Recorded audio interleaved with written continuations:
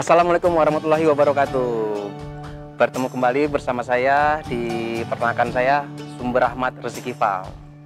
Nah, di peternakan ini saya lebih fokus untuk breeding dan fattening domba juga kambing. Juga saat ini kita mengembangkan di sektor penggemukan sapi. Untuk alamat, kita berada di Desa Sukaresmi, Kabupaten Bogor, dekat dengan Jonggol. SLR Farm berdiri sejak tahun 2018 sebenarnya. Cuman kita baru mengembangkan peternakan ini di tahun 2020 kemarin. Saat pandemi kita udah mulai mengembangkan peternakan ini. Gitu.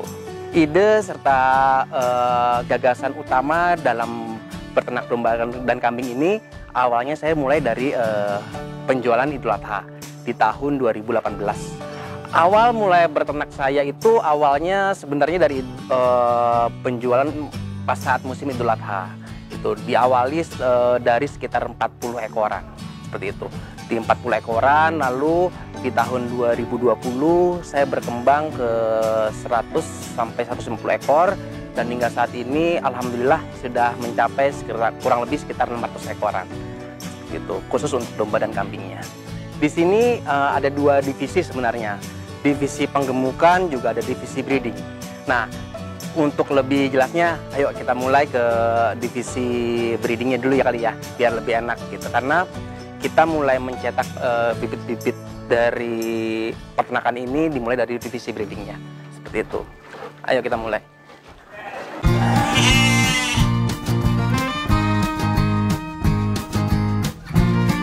Bibit untuk domba-domba di SLR Farm ini kita fokus ke betina Garut, juga beberapa ada betina Dorpernya, gitu. Betina Dorper juga untuk pejantannya kita fokus ke Dorper juga jantan Garut. Di sini ada domba-domba yang kondisi sedang bunting ya, sedang bunting kita pisahkan dari pejantannya. Kalau untuk domba breeding kita sebenarnya hasil seleksi dari hasil penggemukan kita. Jadi saat kita memulai proses penggemukan, kita akan seleksi dulu mana kira-kira domba yang layak untuk kita jadikan masuk ke divisi di breeding gitu. Karena yang kita ketahui saat ini kan untuk penggemukan dan pemotongan itu kan mereka secara membabi buta ya, secara brutal. Jadi semua betina itu dipotong gitu, sehingga kan terjadi ketidakseimbangan di pasar gitu. Makanya oleh karena itu kita melakukan dengan cara betina yang memang tidak layak untuk kita jadikan indukan itu kita masukkan ke divisi fattening. Sedangkan untuk domba-domba yang layak untuk kita jadikan indukan kita masukkan ke divisi breeding, seperti itu. Saat ini alhamdulillah untuk breedingnya kita kurang lebih ada sekitar 60 sampai 70 ekoran untuk divisi breedingnya gitu. Kita karena untuk breeding ini ya kembali lagi saya juga pun masih belajar untuk tahap breeding ini seperti itu, karena saya mengalami di saat saya mulai kesusahan untuk mencari bahan untuk digemukan, saya kepikiran ide untuk mulai membesarkan di breeding ini. Jadi treatment yang kita lakukan adalah memang pemberian pakan.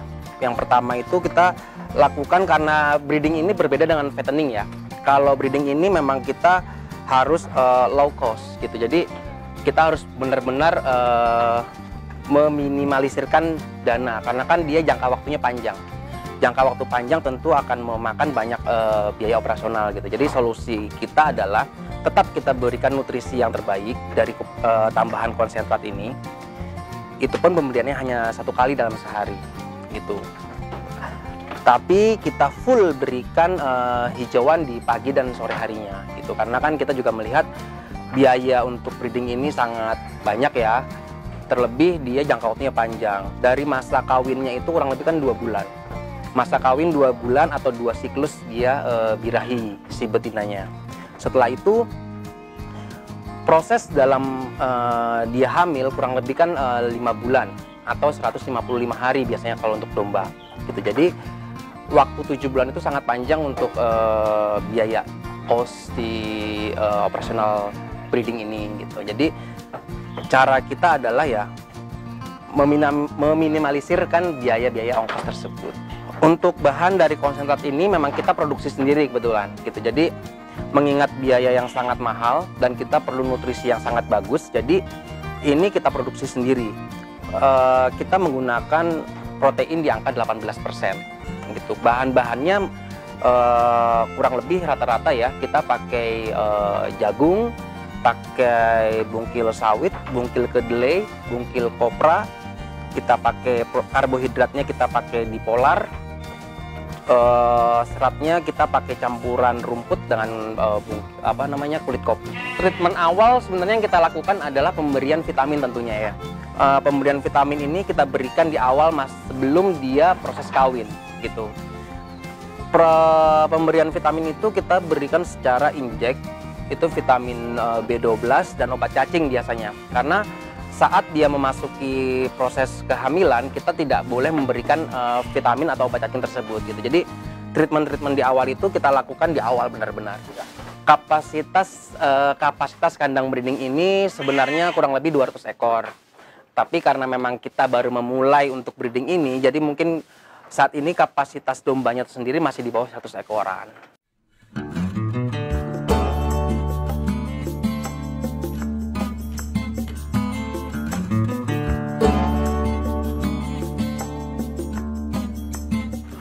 Di sini ada 2 kandang. Sebenarnya ada kandang ini yang kita jadikan kandang karantina dan kandang hamil. Juga anakan-anakan yang mungkin baru usia sapi ya, kurang lebih dari 3 bulan seperti itu. Jadi di sini kita ada baru yang lahir kemarin. Kita baru lahir kemarin ini ada 2 ekor. Juga ini betina-betina yang sudah hamil kondisinya. Kita bisa lihat dari ambing susunya yang sudah mulai membesar. Kita biasanya mencampur antara induk dengan si anaknya itu kurang lebih 2-3 bulan. Setelah itu baru kita lepas sapi. Untuk hasil dari breeding ini sendiri, karena memang kita baru memulai kurang lebih setengah tahunan, jadi mungkin baru beberapa ya yang bisa kita lihat anak-anakannya sudah mulai membesar. Ini anak-anakan dari hasil breeding kita. Ini anak-anakan dari hasil breeding kita. Sebagian ada di sini. Dan ini yang mungkin kemarin tadi baru melahirkan. Kita masih skala kecil untuk hasil anakan breeding ya. Karena kita baru memulai dan mungkin baru 1 atau 2 ekor per bulannya.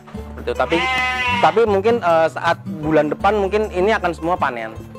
Karena kondisi ini sudah mulai memasuki masa-masa kebuntingan seperti itu. Nah, tadi yang saya jelaskan di awal bahwa saya menseleksi domba-domba hasil penggemukan. Kita seleksi mana yang baik dan layak untuk dijadikan indukan. Kita masukkan di kotak paling ujung seperti itu. Ini merupakan hasil seleksi dari hasil penggemukan kita. Jadi nggak semua kita jadikan untuk penggemukan, tapi kita seleksi mana yang kira-kira layak untuk kita jadikan indukan, kita pisahkan dulu sementara di kandang ini. Setelah itu, setelah mereka memasuki usia yang cukup untuk dikawinkan, baru kita masukkan jantannya. Perbandingan untuk 1 ekor jantan itu kita biasanya menggunakan 15-20 ekor betina dalam 1 koloni. Awal fokus SRR Farm ini itu kita ke divisi fattening ya. Awal mulanya berdiri kandang ini kita ke fattening, dan nanti kita akan coba cek di kandang fatteningnya. Di sana mungkin ada sekitar 350-400 ekor lah yang sedang kita gemukan. Yuk sekarang kita coba lihat ke kandang fattening supaya kita lebih jelas lagi ya.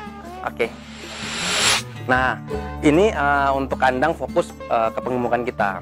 Ini sengaja saya tutup karena memang kondisinya adalah kita nggak mau mengganggu proses penggemukannya mereka. Jadi kita pisahkan kandangnya, kita tutup pintunya supaya mereka benar-benar fokus untuk dalam proses penggemukan. Kita masuk ya.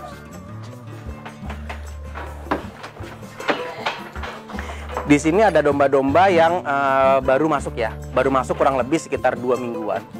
Sedang kita proses karantina dan pencukuran. Hal pertama dalam divisi fattening ini, treatment yang kita lakukan saat domba itu masuk, kita harus benar-benar memberikan dia vitamin.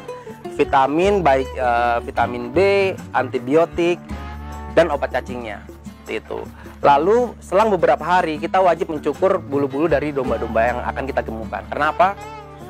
Biasanya itu ya domba-domba yang kita gemukkan ini kan mereka itu terdapat banyak kutu di dalam bulu-bulunya itu. Nah, kutu itu yang sangat menghambat dalam proses penggemukannya.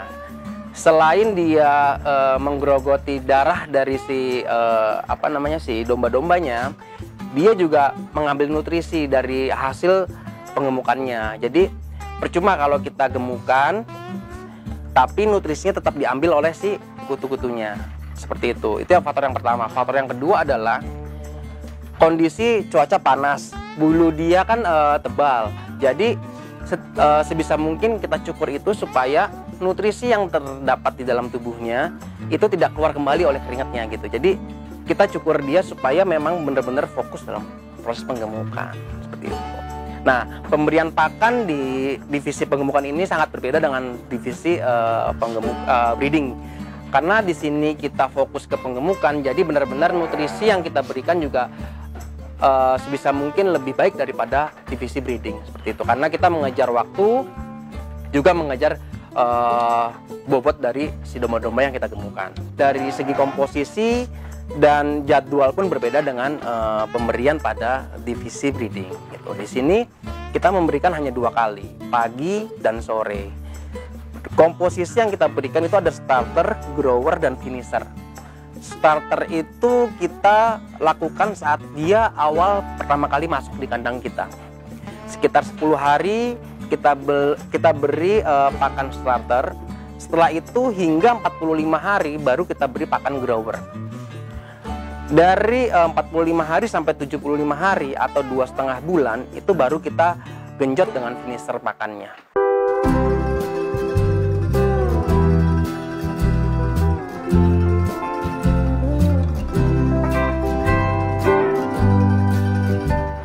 Untuk teman-teman semua, kita perlu perhatikan ya, terlebih untuk divisi penggemukan ini, karena kan divisi penggemukan ini sangat beresiko tinggi sebenarnya kalau misalkan kita tidak benar-benar merawat dan mengerti tentang proses penggemukannya. Dari manajemen kandang itu kita benar-benar sangat atur supaya memang dari jumlah populasi di satu kotaknya itu harus disesuaikan dengan bobot badannya, supaya tidak terlalu banyak juga di dalam kandang tersebut yang menyebabkan domba itu merasa tidak nyaman. Terus yang kedua, kita berikan minum secara ad libitum atau tidak terbatas. Kita selalu berikan minum karena pakan yang kita berikan adalah pakan kering gitu. Jadi kita wajib memberikan minum yang selalu tersedia. Seperti itu. Terus yang terlebih lagi adalah kita wajib menjaga kebersihan dari kandang-kandang yang kita miliki saat ini gitu, karena kebersihan itu merupakan salah satu faktor pendukung juga untuk mereka melakukan proses penggemukan. Karena kandangnya nyaman, pasti dombanya pun nyaman gitu. Karena kalau mereka merasa tidak nyaman, terkadang proses penggemukan tidak akan pernah berhasil. Sekarang kita membahas terkait manajemen pakan ya. Manajemen pakan itu di divisi penggemukan itu benar-benar sangat faktor yang menjadi faktor yang utama ya, karena kurang lebih 60-70% dalam proses penggemukan ini biayanya itu ada di biaya pakan gitu. Jadi kita harus benar-benar menghitung atau mengkalkulasi supaya ongkos pakan ini tidak melebihi budget saat nanti mereka panen. Gitu. Di sini sengaja kita memproduksi bahan konsentrat kita sendiri gitu. Saya tidak membeli bahan konsentrat jadi karena kita pernah pengalaman, jadi kita sharing pengalaman dulu. Memang kita itu termasuk korban iklan gitu. Jadi korban iklan di YouTube. Ada salah satu peternak atau beberapa banyak peternak yang memang mereka merekomendasikan pakan ini, pakan itu gitu. Jadi tapi hasil yang kita dapat tidak sebaik apa yang mereka ceritakan itu. Jadi tolong nih untuk teman-teman semua, mungkin untuk teman-teman yang baru memulai atau teman-teman yang sudah memulai, atau youtuber yang lain, tolong maksudnya jangan membodohi teman-teman yang baru memulai, karena kasihan ya. Karena kasihan dalam arti gini, mereka itu baru mau belajar. Janganlah kita tawari produk dari apa yang kita punya gitu. Kalau gagal sedikit, ini resikonya sangat besar karena modal ini tidak kecil gitu, seperti itu. Jadi tolonglah untuk teman-teman yang baru memulai, dan bahkan teman-teman yang sudah memulai, berbijaklah untuk mengedukasi atau memberikan ajaran untuk teman-teman kita yang baru memulai ternak domba ini, seperti itu. Karena saya dulu pernah menjadi salah satu korban dari iklan di salah satu media gitu. Jadi kok pakannya kok nggak sebagus apa yang mereka ceritakan gitu. Kok hasil pakannya kok berbeda-beda walaupun kita dengan harga yang sama, seperti itu. Misalkan saya pernah beli 1 ton tapi kok beda-beda gitu, ini ada apa gitu. Tapi setelah saya membuat konsentrat sendiri, saya baru menyadari, oh ternyata mungkin ada indikasi bahwa saat memang salah satu bahan pakan mahal, mereka pasti akan menukar dengan komposisi bahan lain gitu. Nah itulah yang menyebabkan pergantian pakan itu yang berdampak ke domba-domba yang kita gemukkan gitu. Jadi mereka selalu berganti-ganti pakan diberikan ke domba kita, alhasil domba-domba kita adaptasi lagi. Jadi itulah yang menyebabkan bobot itu tidak cepat naik.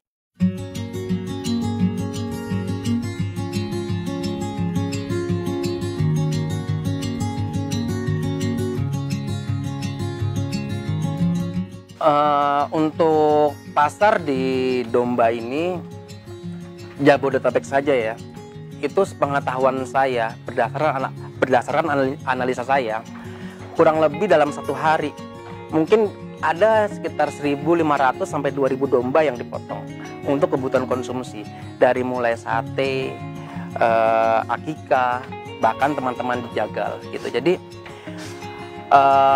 potensi ini sebenarnya masih terbuka luas gitu buat teman-teman, tapi harus hati-hati dalam memulainya.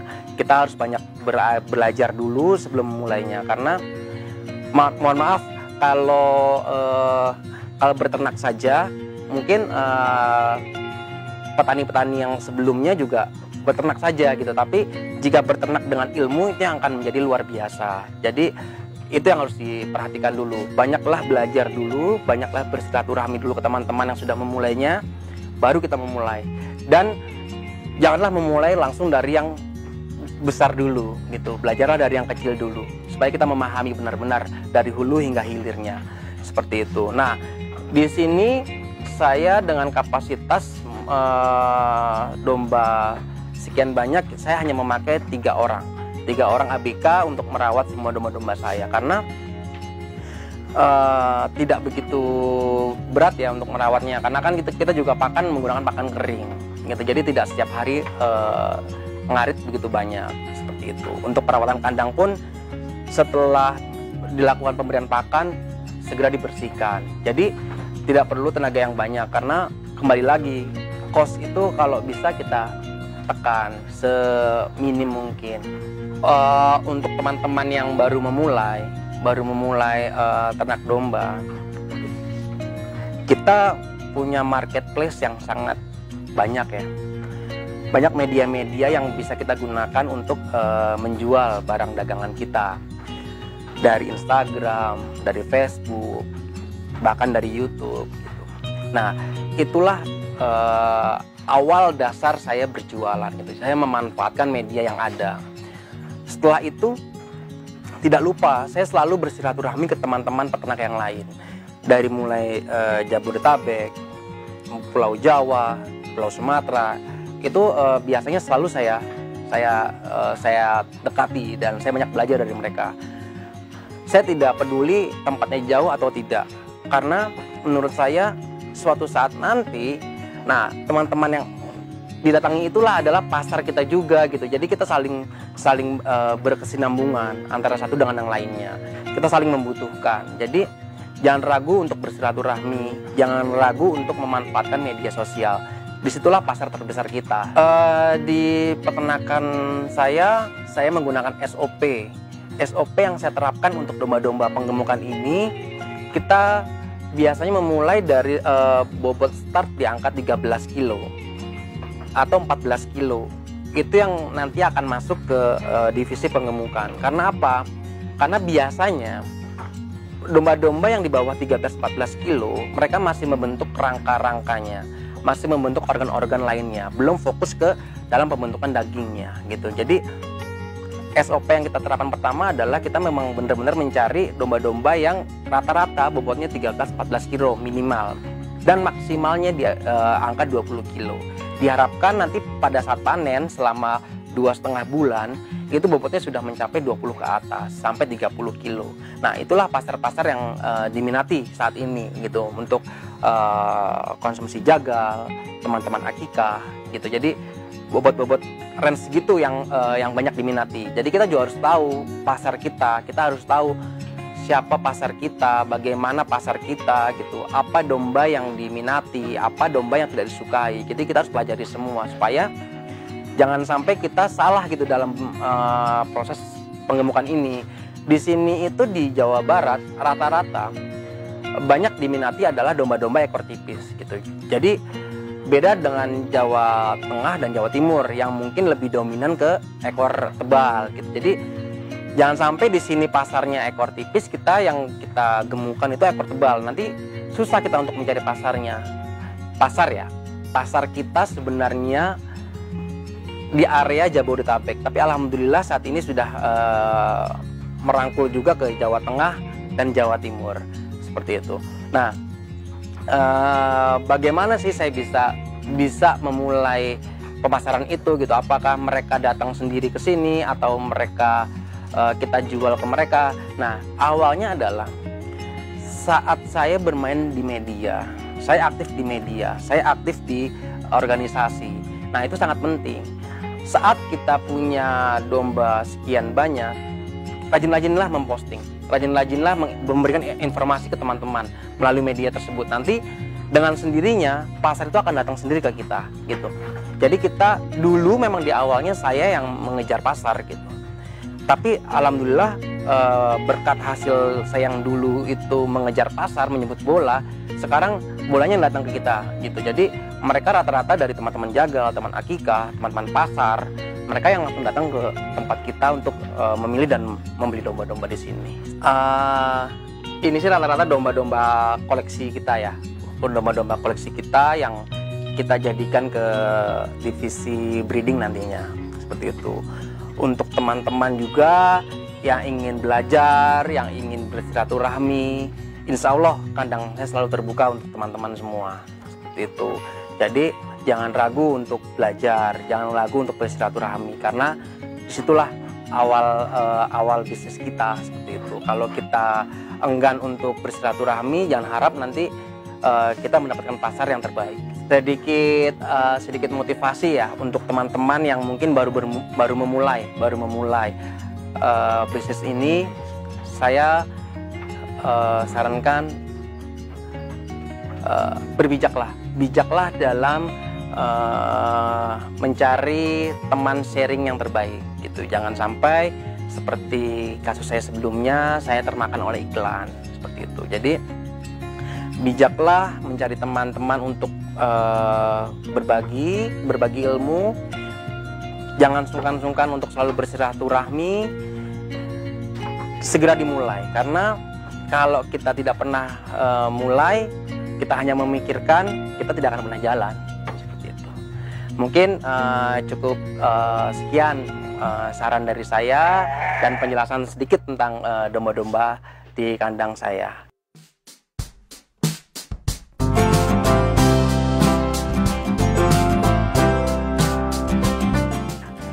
Sebelum saya mengakhiri pembicaraan saya hari ini, jangan lupa selalu like, comment, and subscribe channel YouTube Agromaritim, tempat di mana para peternak dan petani berkumpul.